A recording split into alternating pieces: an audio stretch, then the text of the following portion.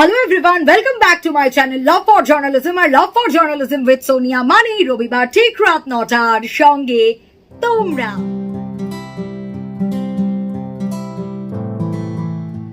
আজ আরো একটা এপিসোড, আর এই এপিসোডেও শেয়ার করব ইন্টারভিউ সংক্রান্ত টিপস অ্যান্ড ট্রিক্স। যদিও বলা যায় যে এটা শুধু যে ইন্টারভিউ সংক্রান্ত টিপস তা বলা যায় না, যদিও আমি বলছিলাম যে এই টিপসগুলোকে যদি আমরা নিজেদের লাইফে কাজে লাগাতে পারি তাহলেও কিন্তু ভালো এফেক্ট পাওয়া যাবে নিশ্চয়ই। তো সেক্ষেত্রে বলতেই পারি যে কিভাবে ট্যাকল করবে এগুলো বলছিলাম এতদিন ধরে, কিন্তু এবার বলি যে এই ইন্টারভিউ সংক্রান্ত আরো একটা গুরুত্বপূর্ণ টিপস আগে বলেছি কিন্তু খুব হালকাভাবে ছুঁয়ে গেছি অন্য কোনো কন্টেন্টের ক্ষেত্রে।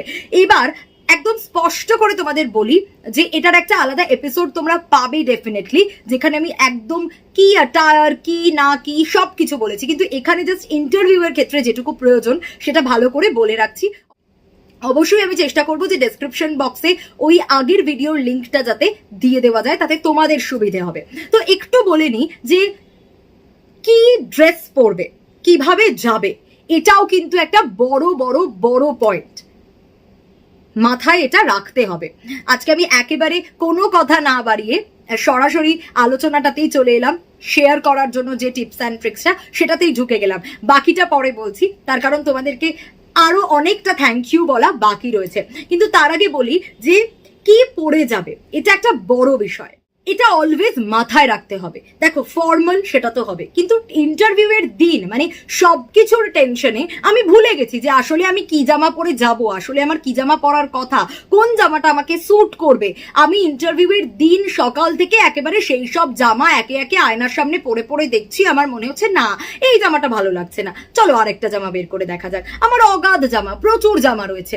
এটা ডোন্ট টেক ইট আদারওয়াইজ, এটা কিন্তু হয়, মানে এটাই হয়, এইটাই করা যাবে না। অ্যাটলিস্ট 2 দিন 3 দিন 4 দিন আগে তুমি যদি আগের দিন কল পাও, আমি ওয়ার্স্ট কেস বলছি, তাহলে যে সময় কল পেয়েছো চেষ্টা করো সবকিছু ভুলে আগে ড্রেসটা ঠিক করে নেওয়ার, যে এই ড্রেসটা আমি পরবো, এই ড্রেসটা আমার কনফার্ম ফাইনাল, যে এই ড্রেসটাতেই আমাকে সব থেকে ভালো লাগবে, আমি সব থেকে কমফোর্টেবল, এবং এই ড্রেসটা পরেই আমি ইন্টারভিউ দিতে যাব। এই কাজটা আগেই শেষ করে নাও। এই কাজটা যদি আগে শেষ করে নাও তাহলে তোমার অনেকটা কাজ হালকা হয়ে যাবে।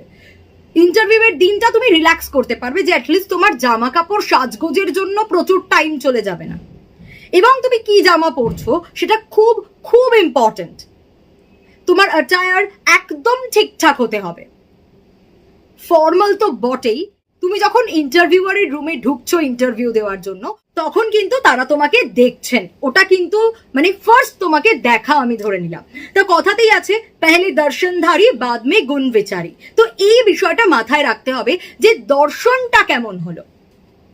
হয়তো হ্যাঁ দর্শন ঠিক হলো না, গুণ দিয়ে তুমি প্রচুর কিছু করে নিলে, আমি ধরছি না এসব কথা, তার কারণ হচ্ছে ফার্স্ট ইমপ্রেশনটাও একটা বড় ব্যাপার। সেই ফার্স্ট ইমপ্রেশনটা মাথায় রাখতে হবে, যে কোনোভাবে এই ফার্স্ট ইমপ্রেশনটা আমার নষ্ট করা যাবে না।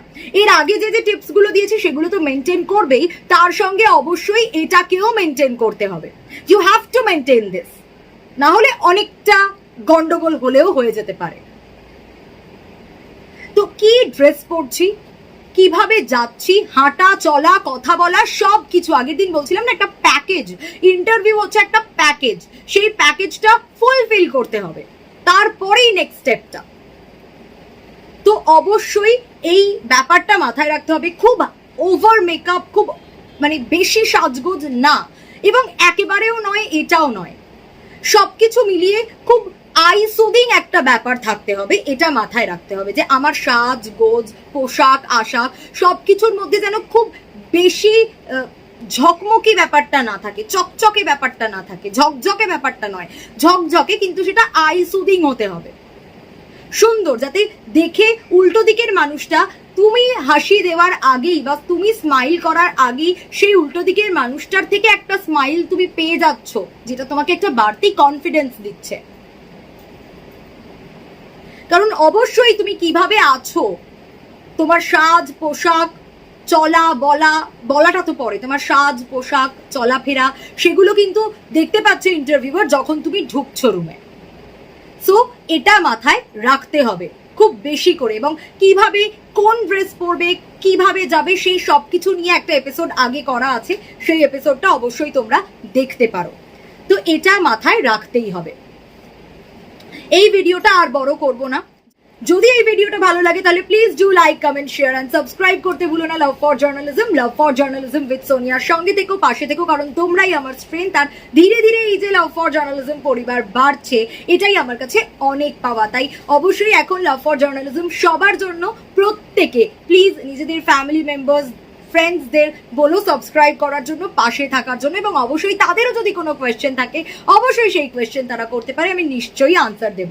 তাই অবশ্যই এই ব্যাপারগুলো মাথায় রাখতে হবে, এবং প্রত্যেকে সুস্থ থাকো, ভালো থাকো। দেখা হচ্ছে তোমাদের সঙ্গে আবারও আগামী রবিবার নতুন একটা কন্টেন্ট নিয়ে, নতুন এপিসোড নিয়ে, ঠিক রাত 9টার সময়। ততক্ষণের জন্য টাটা।